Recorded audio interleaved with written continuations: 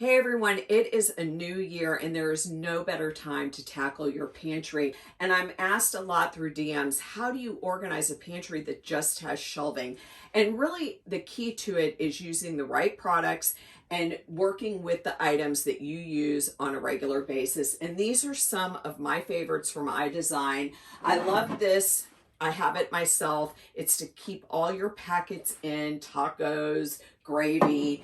This is my go-to also, the 3-tier organizer. It allows you to see all your canned goods so you're not buying more of what you already own.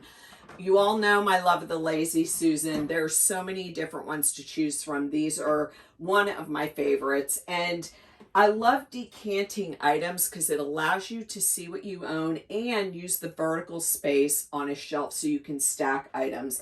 These are also a go-to because they're not really deep, so if you don't have deep shelves, and you can put snacks, you can put bottled water. And the last thing is this bin. I love to keep my recyclable items in there, paper bags. So this is so simple to do. Remember, purge, then organize.